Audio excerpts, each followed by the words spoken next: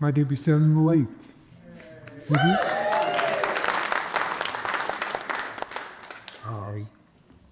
I had a joke once. I said to him and Samuel L. Jackson, we should change names, but my name is Samuel L. Waymon. I could change it to Samuel L. Jackson. Yeah, Absolutely. we are here. What is the purpose of our being? Just to tell jokes. We're here to tell jokes. And we're here for the theme of this session, Broadway theater or theater transition to film, whether you're an actor, director, producer, or a screenwriter. Now, you heard our credits. My credits are basically film. I did a lot of film, but I started in the theater, and that's to me.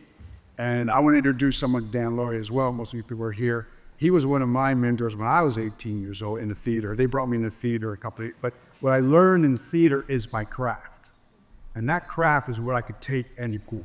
That craft is what, I started off, I wanted to be a film producer all my life since I was 5 years old, but then the theater got me into it. And when I was pounded, and I'm thinking I'm a director, I've been a director. I didn't know anything. You're 18 years old, 19 years old, think you know everything, and you don't. But it was the theater. Now I could talk about it. It was the theater that gave me my craft. They made me watch stage readings. They made me watch story. They made me poke holes in that script, punch that script. You don't know your script is good until it starts talking back to you. When that script starts talking back to you, then you know you got a good script. And how do you do that? By learning how to listen to it, by learning how to listen to your script. And also by being humble, and I had to be humble, I had to learn, I wanted to learn, and that's why I learned my craft. What I did is take that craft, formed it into my own craft, and changed it to filming. There's a big difference, some difference, but then I'll let you take it from there. Well, similar. I am a composer. I am a musician. I am a songwriter.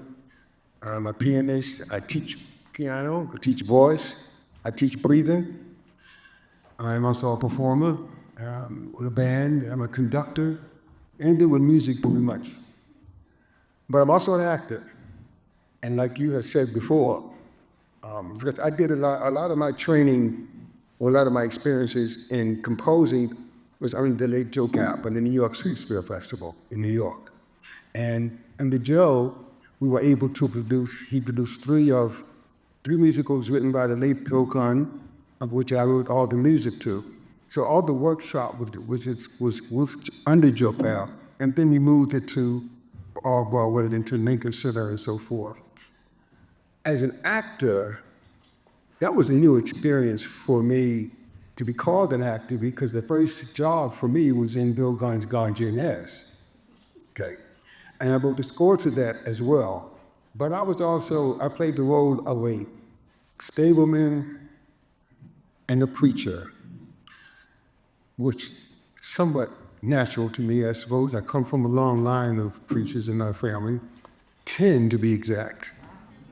But the idea of acting is reacting.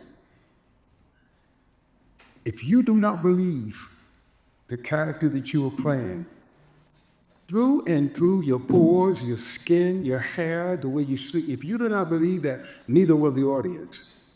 And neither will the person that you are reacting to that's standing in front of you. So it works both ways. It's a fantastic experience. Yes, and also what it is, can we have another mic? Is it possible? That's right. I'll just set. Okay. That way I don't have to keep coming to you asking. Thank you. But what's important, since this theory is not an acting class or a script writing class, we're at workshop, it's about the transition. And the big difference here is this. What he said about acting is true. It's true. But now we're talking about transition from theater to film. Film is here. Theater is here. Yeah. You guys can hear me, right? It's back home. It's my first curse word, Skylar.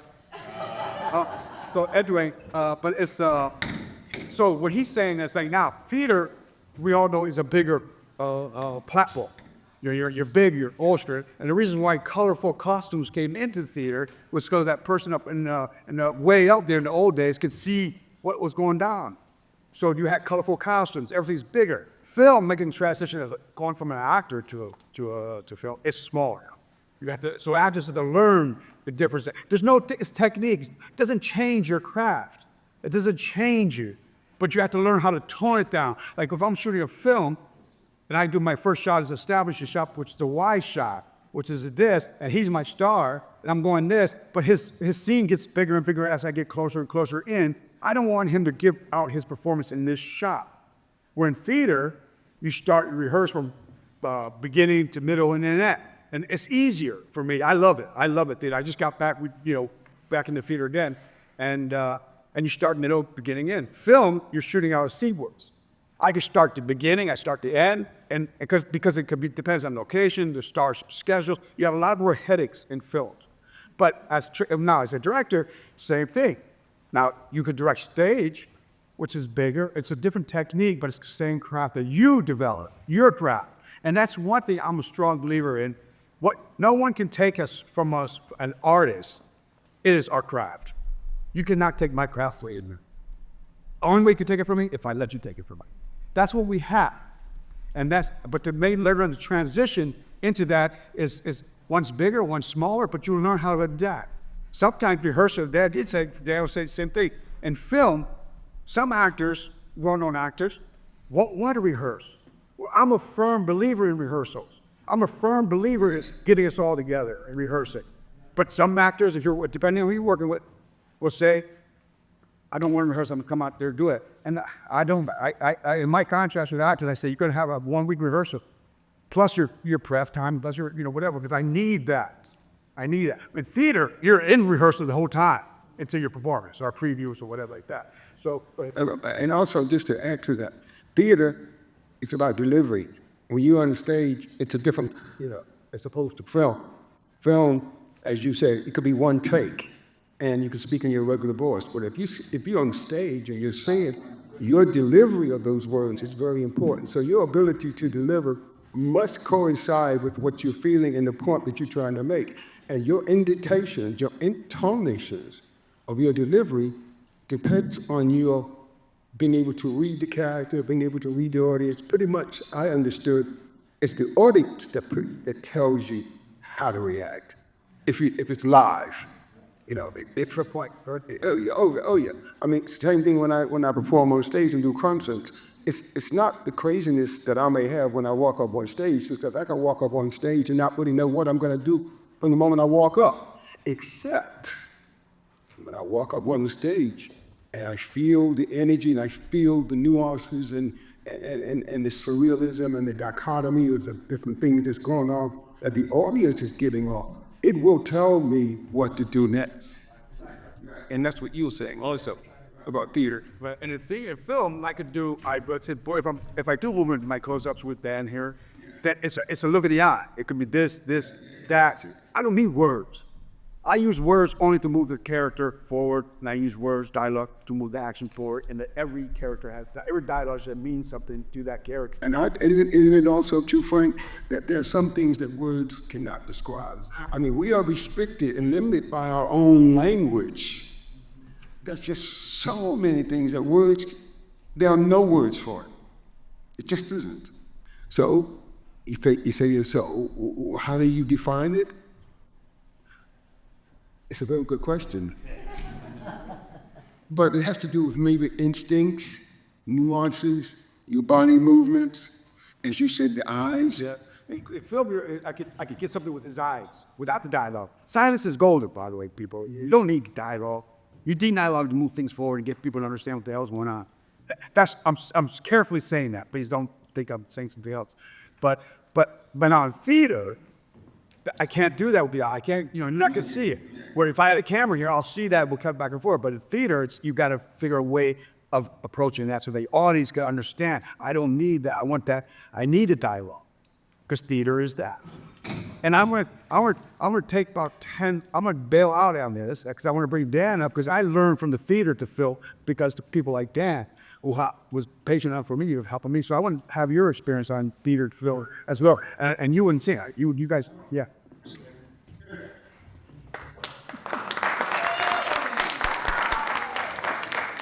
There's also 1 year. Mr. Father will no hoy. Say it does. No one, we all take it over now.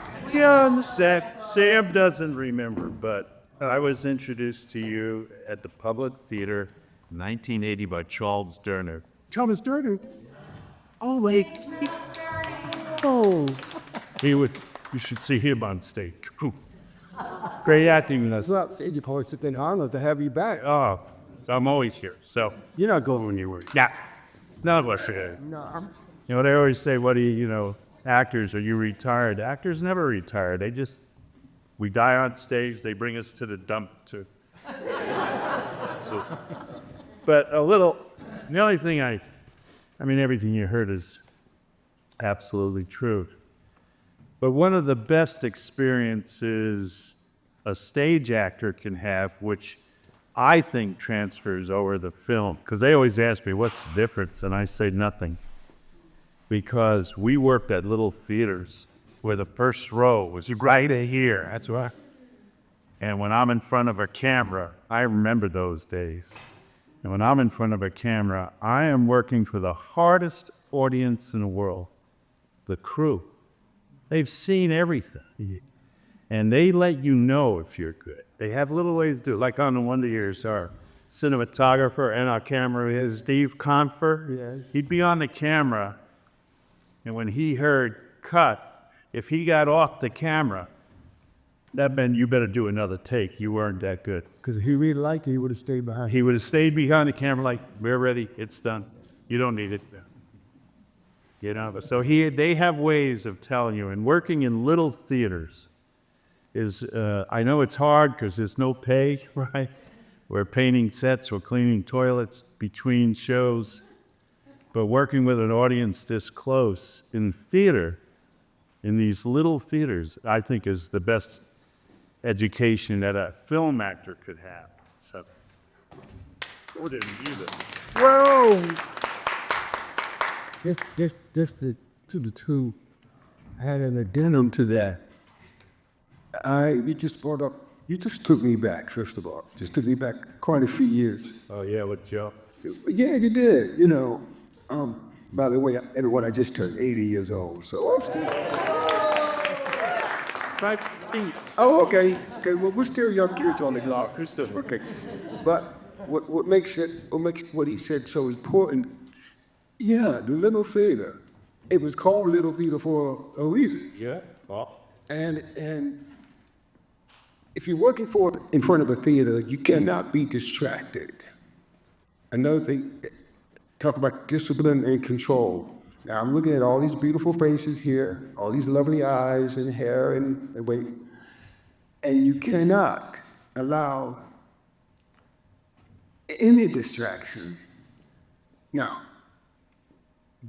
having said that, I could be performing but thinking about potatoes and chicken and steaming while I am performing, but I haven't forgotten that my conscious mind is still in character or a performer.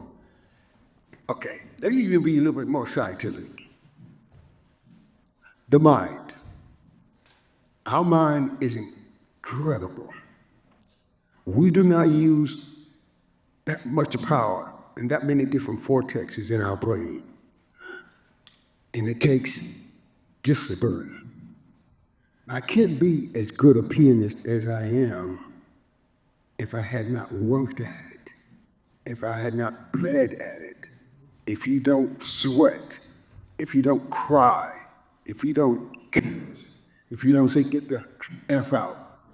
You have to believe in what not only what you are, but what you're doing. Because you have to get in touch with the character, your talent. If you really believe that you're good at something, or that at least you have a budding experience or a budding chance at something, I would think it'd be worth the opportunity. Let me see if I could throw this seed down there and see if it'll take you fertilize it with some water and some love and some tender care and see if it can grow. But it takes a lot of work. And a lot of young artists, whether you're musicians or actors, can't cut it. Because you know why? They're lazy. yup, No, it's just lazy. It's laziness. yup. Call it what it is. But if you really believe and you really want that, you have to work at it, right? Always. We all know that. I mean, yes, it's not arrogance to say you're good at what you do. What you're doing, you're saying, yes, I worked at it. I failed. Because you can't be good or successful unless you have failed at it. And when you fail at something, then you learn from your failures in order to correct it, to make it better. Okay? No, what absolutely true. And, like Charles Durning used to say, on my worst day, I'll give you a good performance. That's the truth. I'll give you your money's Sure is it. Yes. Absolutely. We know the difference when you had those magic nights and those nights when there are other things going on, health issues. Boy, we're working through a play when you got the flu. Oh, really? And you're right. We know we can. It's a confidence in our craft, like Frank was saying, and most of the great actors that I had the privilege to work with, they always knew that even on their worst day, they were going to give you your money's worth.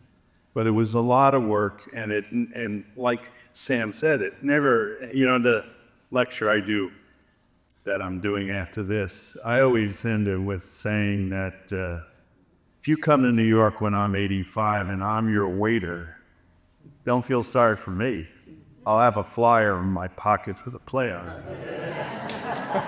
Because I'm still working.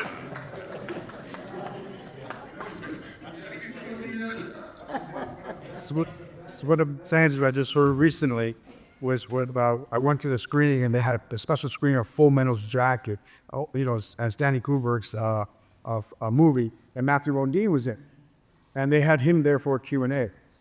And coming from theater, Matthew Modine was young back then. He's coming from theater. Then that was a major break for him, though. Full Metal Jacket, and in his Q&A, he said, someone asked, "What was the best direction that Stanley Kubrick gave you?"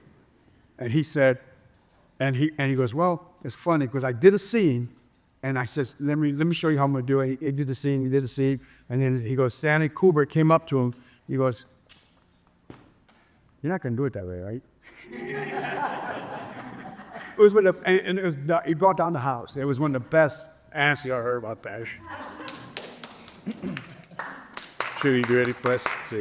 Yeah. Anyone has any questions, comments? How many are actors here? Oh my goodness. Go ahead. In the back? I have a question.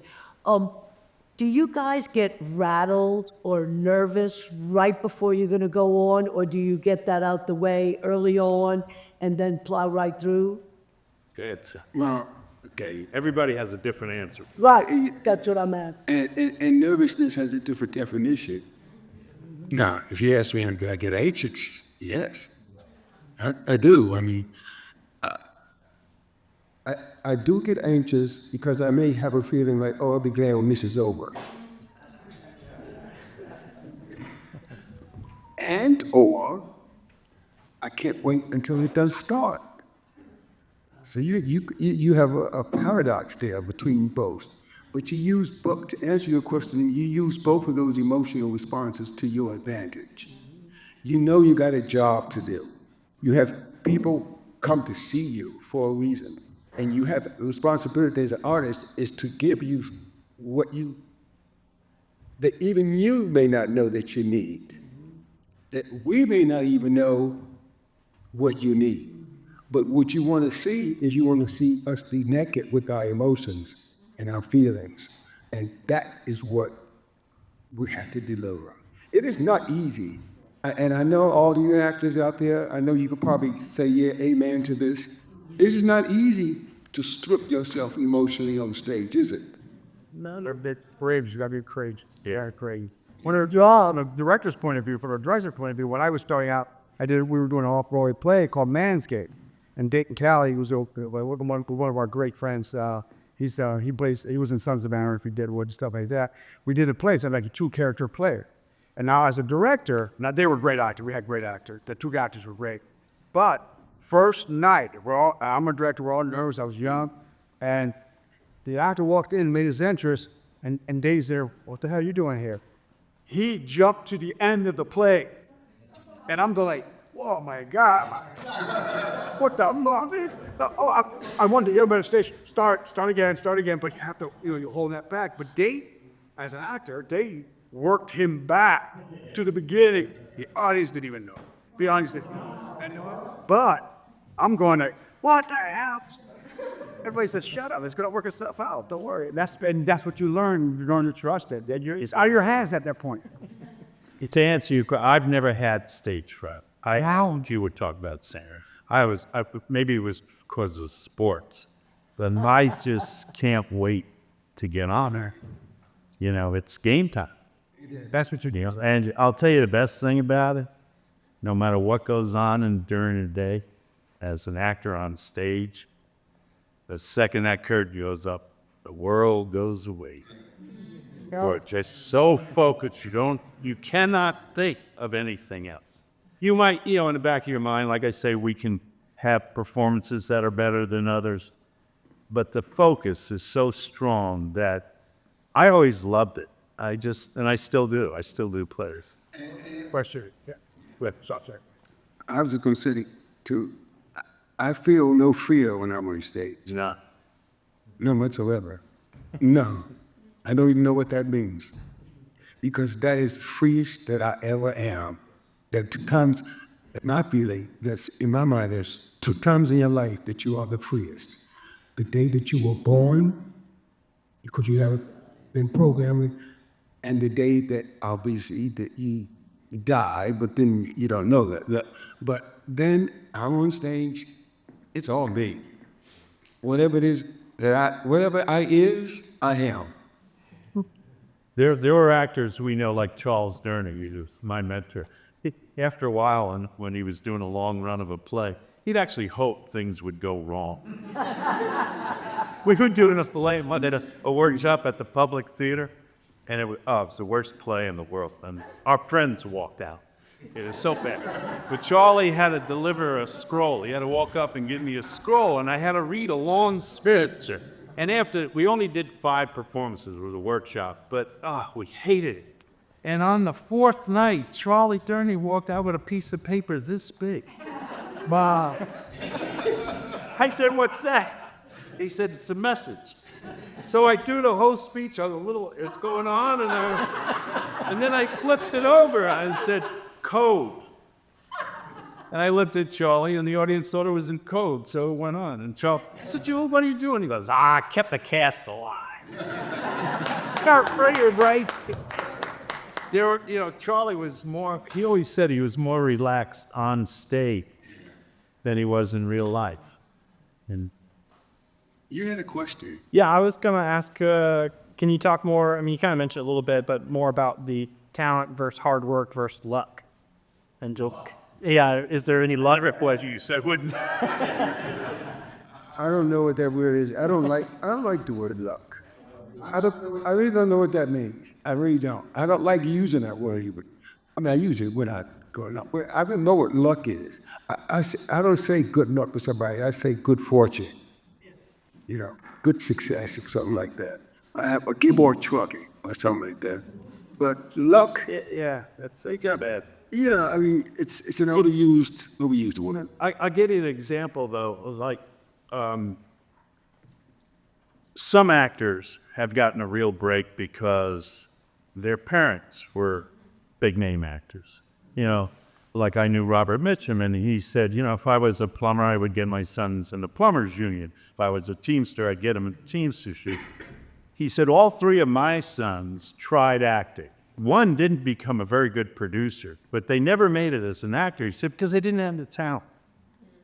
Now, Paul Giamatti, he would have never got the break he got if his father wasn't Giamatti or president of Yale, president of baseball.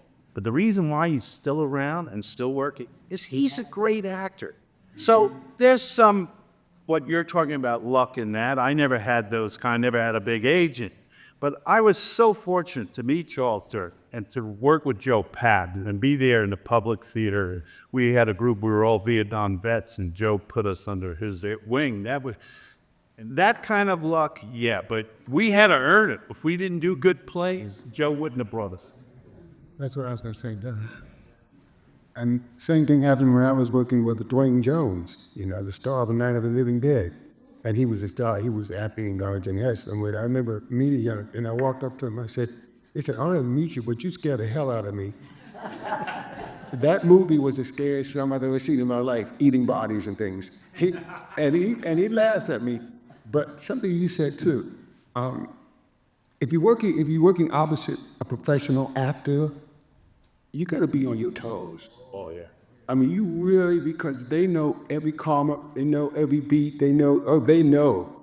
And they could tell if you're not up to the same level, they say, that you are in your craft.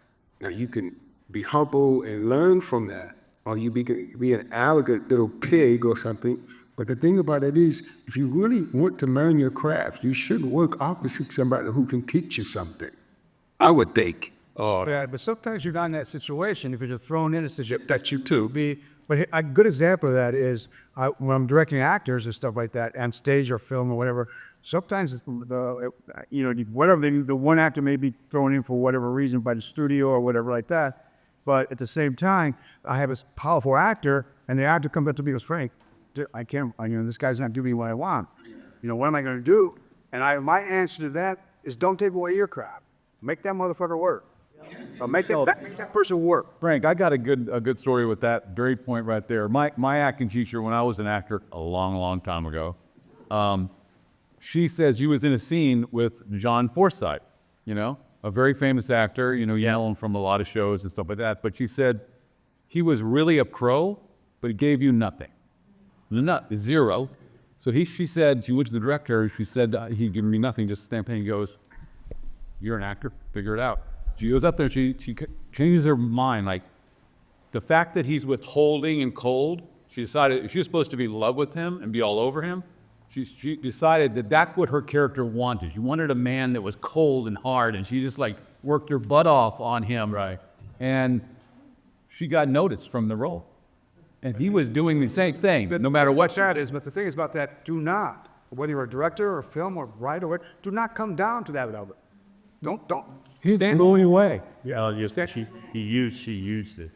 They used it. Bottom line. So. How much time do we have? For actors, is Shakespeare still relevant? Is why? Because, When it is, if you want to do Shakespeare. right, I mean, as far as translating to, you say, a film actor, Yeah. right, is there still benefit to, because it used to be, at least when I grew up with theater and then moving into, nobody talked about being a Shakespearean actor anymore, or doing Shakespeare anymore. I was having a discussion with an acting coach who did Shakespeare for a while. I was like, man, I've been waiting 2 years for you to do a Shakespeare class. Are you ever going to do it? And he's just kind of like, I don't think anybody would show up for it. Well, nobody did more Shakespeare than Charles Durning, and he said it definitely helped him with diction and the pacing, and he was lyrical too. He could sing and he loved the rhythm of it. But in the long run, other than the public theater, he hardly ever got to do Shakespeare. Yeah. Yeah, the thing is that great. Yeah, Shakespeare's a great thing. People are afraid of it, and even when I was coming up to learning and stuff like that, I did a documentary with Al Pacino on his Richard III. You know who Richard? That's mine. Now I did not, and I was not assigned to it originally. One of my friends was doing the producing it first, and then he said, I'm sick, I can't go. So Al Pacino said, come on in. And I'm not a big documentary filmmaker. He was doing the documentary on the making of the art of Richard III. By the time we got through that, now this documentary, so it wasn't like consistent, like 1 week here, it was like over time. But by the time I got done with how he was, and now, as a director in the movie, I got into his mindset and listened to what he was saying about his Shakespeare. Just Al Pacino. By the time in the Richard III, that famous line, "A kingdom for my horse, a kingdom for my horse." Now, I heard that all through college. I heard that from Joseph Pat. I heard that from everybody. But by the time he did that, and he said that this is what it meant, I walked away saying, oh, that's what that meant. And he just knew. And so there's no Shakespeare. I mean, Shakespeare's no different. I said, you're still working the technique, still working some text. You're just different with different language. That's all. You can adapt to the English to it well.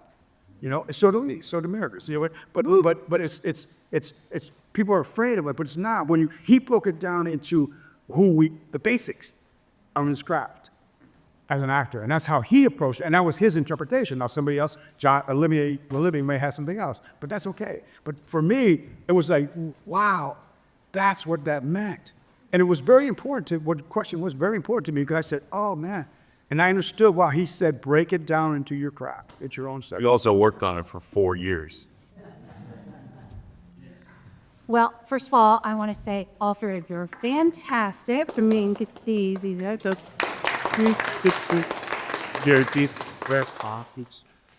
Secondly, I think as far as the Shakespeare thing, from my observation from B with someone who has done Shakespeare, that it is not easy to do. It also opens up a part of your mind that is uncomfortable. Am I doing that? I think it pushes you. It also makes you a better actor when you just speak to someone rather than having a Shakespearean kind of lingo. So There are actors like Peter O'Toole and Charles Durning. What they did was they memorized all of Shakespeare's sonnets. And you could go to Charles Durning and say 31, and he would do the 31st sonnet. And he would practice. He would always go over them because that kept his mind going into that rhythm of Shakespeare. it's certainly a stretch. It's a huge stretch to do Shakespeare. So I recommend it to all the actors. Thirdly, I love Charles Durning.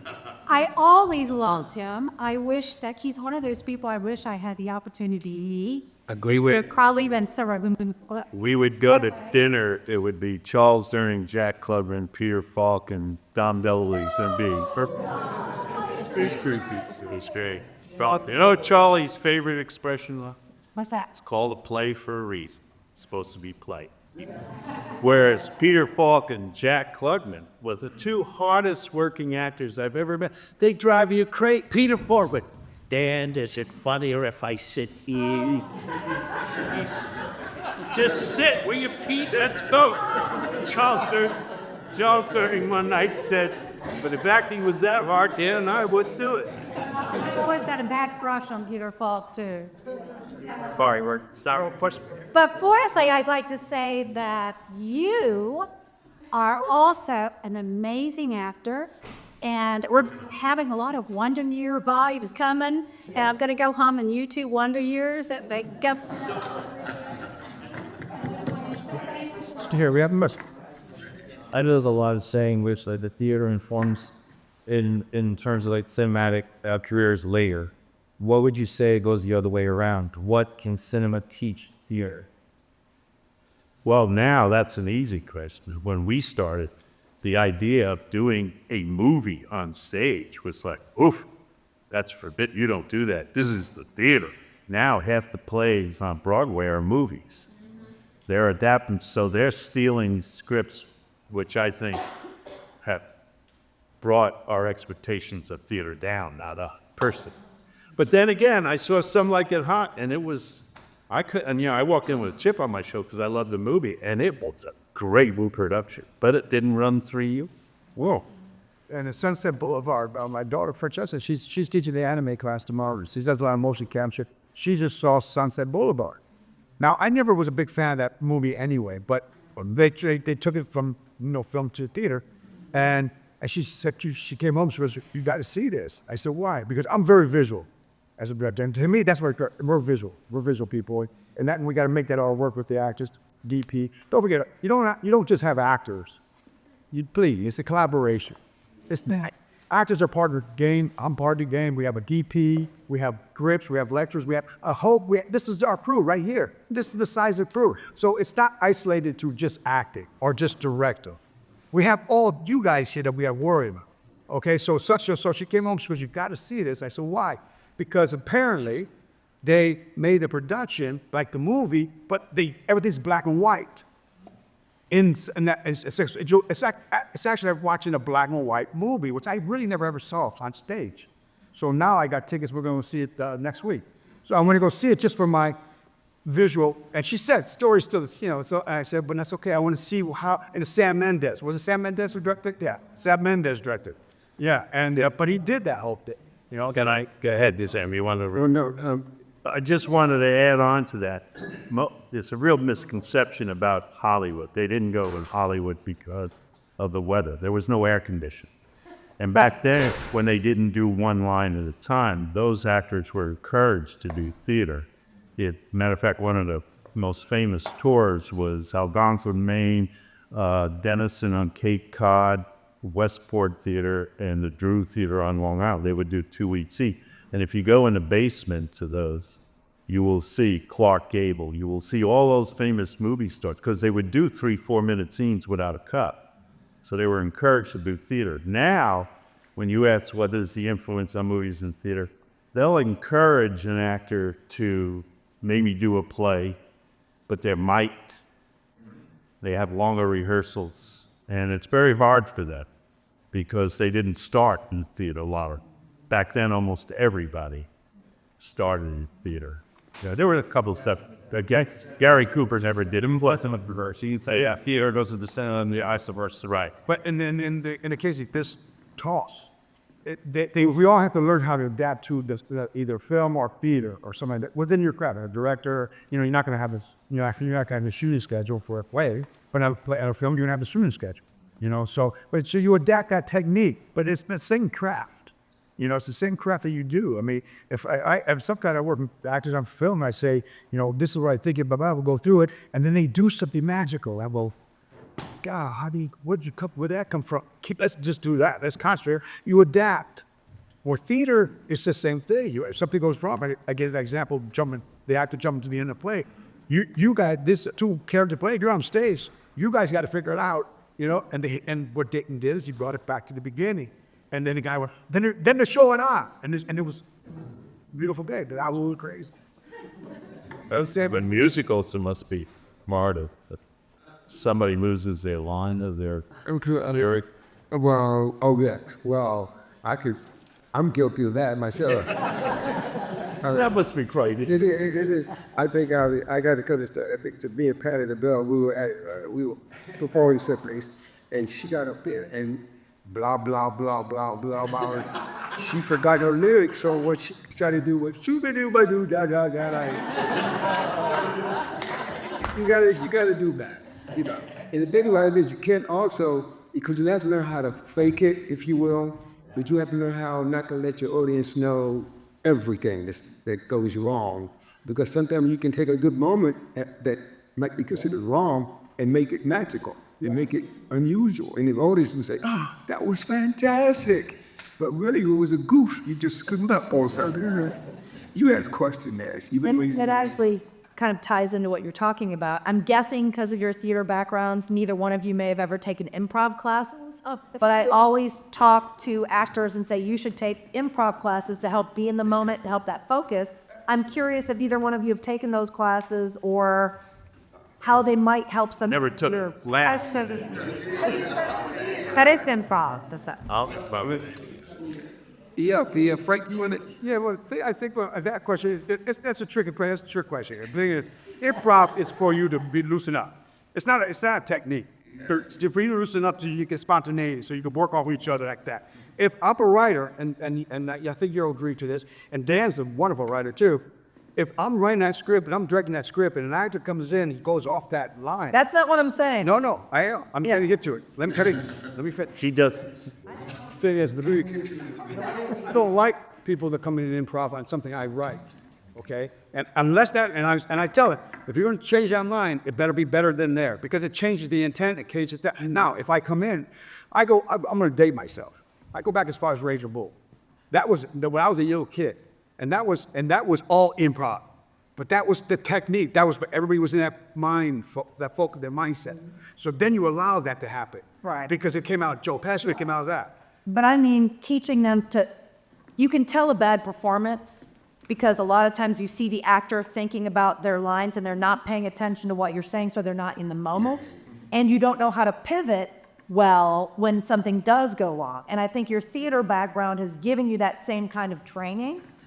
But I'm curious, it's not about improving a line, it's about taking a class and learning how to pivot in the moment and how to make sure you're listening. Because if you're not listening, it all falls apart. Well, that is a good point, because I'm going to apply your question to music. Now, if jazz musicians, jazz bands, you know, whether it's the quality, whether it's Max Roach, whether it's Miles or whoever we are, they do a lot of performance that you may think is just art improvisation. I had to tell my musicians, if you're going to improv, if you're going to improvise, you better know if you go out on that limb, you better know how to get paid. And a lot of them don't know how to do that. Okay, now, but you don't teach them that. They have to learn that. And they have, because if they don't know what they are doing, then you can't improv. You cannot improvise on something that you don't have any knowledge of what the hell you're doing. It doesn't make, it's not logical. But if you're focused, like you said, if you're focused and you've got a journey that you're traveling on, you got a point that you're making a scene that you're trying to interact with another person, as it is with my band, between the guitarist and the bass player. Now, if each of you stay in your lane, that's what I tell them. Guys, stay in your lane, because if you stay in your lane, you can't go wrong. Because all of us are playing we're all a piece of the same pie. But I'll follow you I'll follow you in a minute. If you go out there and you make me look bad and you don't know what the hell you're doing, okay, it ain't gonna work. You have to be professional at all times. You really do. If you're gonna be the public. Steve, yes. I have a question about, doing film or television is a director's medium. You know that. But doing stage. Director's medium? Yeah. I totally disagree, but go ahead. Yeah, go with that later. I think what I'm going to say, you'll know what I'm going to. Okay. But what I'm saying is, when you're on stage, it's totally an actor-writer medium. You know, it's you take over, it's your show. Rhodes, so I'm just, the question really more is not the argument of what is what. The question I have is, what is it like for an actor to move between theater and film, knowing that the process is a little bit different, where you stand in the food chain? I do film to make money, and I'm a whore, and I'll do whatever I'd have to eat. But when I'm in LA, the more television I do, the more tickets I sell.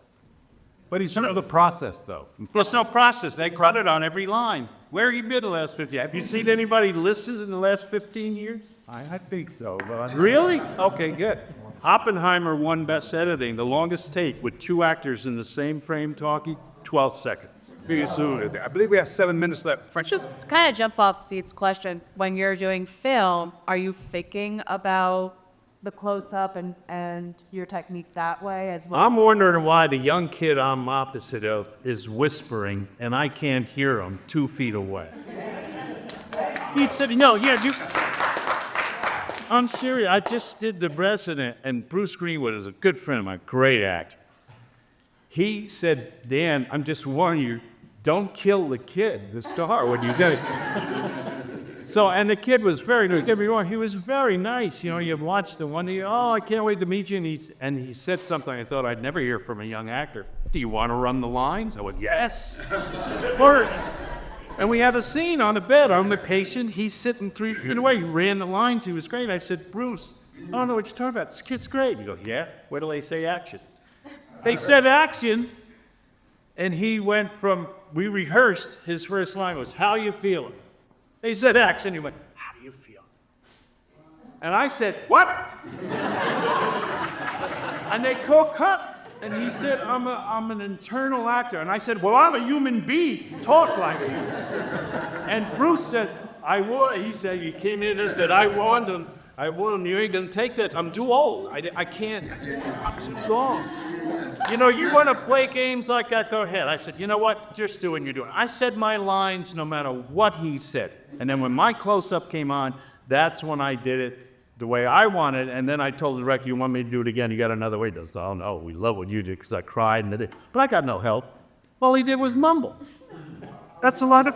I was out in L.A. just recently. A good friend of mine is dating Cali, like I mentioned earlier, SRO. And he was talking about Sons of Anarchy.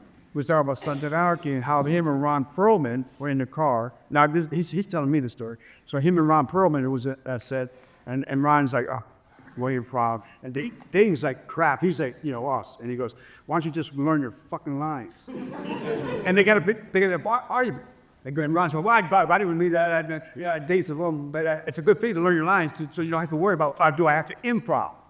Okay, he said, learn your lines. It's right there. The script is right there. If it's an improv script, that's different. But 9 times out of 10, it's not. Okay, and so then I said, well, what happened then? He goes, well, 2 days later, we went in, and they did a scene. They got to set it up. Ron knew his lines. He knew that he was not going to play around with someone at that caliber. Yeah, and Ron's good too. I mean, we know One of my best friends, but he does get a little methody. I was wondering, I've noticed this about the whispering and the talking under. Do you think maybe part of it is the writing is not that good? No. They don't have. Factors, John. Thanks. Yeah, we were just talking about Shakespeare. It is easy, as hard a technique it is easy to be good in a Shakespearean play because the writing is so good. But my job, the best actor class I ever had when I was first starting out, Miss Welsh gave us a monologue. The boys had one monologue, girls had one. It was the worst monologue I've ever seen. It had every cliche. Nothing looks as dead as the dead. What's it like to walk the earth and another man shoot? I mean, it was terrible. I got about 2 lines out, and she said, Mr. Lauria, sit down, stop embarrassing yourself. And this is in the 60s, where we didn't have the discs and all that. And after we all screwed it up, she opened up the curtain, she had a screen set up, she had an old movie projector, and she showed Tyrone Power doing the same lines in A Razor's Edge. And he's wonderful. And she said, the difference is Mr. Power is an actor, and you all became critics. Yeah. You are not going to get the best stuff. And when you work on I did 2 years on one, I say 2 years like a prison term. 2 years on One Life to Live. And you, Birds on so, right? Yeah, but there's so many, some of that dialogue is. And you can't say, oh, the dialogue's bad. You got to find a way to make it work. That's what they hire you. Not every song you sang is to know. No. All right, Dan, we have time for one more question because we want to get you set up. Yep, go ahead. So if we can take one more question, if anybody has anything burning. We also have about 10 minutes in between the next session if you want to carry the conversation out into the hallway. But please. I mean, we can only stay for Dan's thing because his is thinking much. Yeah, if you're an editor or a director, you will like what I have. And that's why you should listen. Your last question? Yeah, anybody? Yes, ma'am. On the same subject, in movies, sometimes the music is telling you what's going on in the scene more than the dialogue. And I just feel like the writing is not that strong, that they're You're going to start looking at. going over. Well, let's start reading some good plays. I did say it, sorry, I can be she said. Yeah. I mean, right? The music in the old movies was usually The music should fast. Not so much praise, not for plays, not for theaters, but it feels it should enhance from you. It's a secondary thing, but you don't even know it's coming. You don't even know it's there. If you hear it usually in the South playing, my music is up, doing them. That's my boat. It should be that. It should be about what's going on here, and you shouldn't even hear. You don't even see, a good director. You don't even see their work, and it took me a long time to understand that. And I still believe in the craft of director. So it's a very. Yes, it says so the music is also a character. Yes. Yes. Okay. And not separate. I'm just saying some things now. Well, yeah, yes. If you're not a very good composer, then yeah. But if you're a good composer, like I am, then it's okay. You have to learn how, but also requires listening. Like Frank had said earlier, like Dan had said, you have to listen. If you don't listen, then you don't know how to react. And the same thing goes with wherever craft you had, whether it's music, acting, writing, directing. You have to listen. Yeah. And you have to listen with your eyes and hear with your ears as well. But you got to hear with your eyes and see with your ears. Yeah. That's a big way of it. Yeah, that's wonderful. Yeah, that's the only way to do it. Yes, I think. Like Frank Sinatra said, if they can't be good, they're loud. I give everybody one more chance. Just say if like each of you, what is the one piece of advice that you would give for a young creative? About acting? Anything you say about anything, but I only got one thing to say about that. Don't get caught out. One thing to say, okay, work at it. Right. Work at your craft. Be disciplined. Let nothing stop you from what it is that you're feeling. And most important, be totally free. Emotionally. Everyone, I think this was good because you had a perspective from here. You got Mr. from this point of view and had or direction point. Well, my Now you're interfering with my time. Listen to this actor. Listen to this actor. Okay, but here's the thing. Here's the thing, and I'll finish with this. Okay, because it was my class. Right? It was. Yes. And Steve, don't be afraid. Okay, the thing is this, and this is all, I believe in this, is the difference between an amateur filmmaker, let's say filmmaker or writer or whatever, and a good filmmaker is that a good filmmaker can execute what they think. But the difference between a good filmmaker and a great filmmaker is what they think. Let go of your technique. We talk about technique. Let it go. Yes. Because when you're on stage, you're not going to say, well, I'm supposed to. You got to let it go. And whatever happens, happens. And I'll finish with that. All right.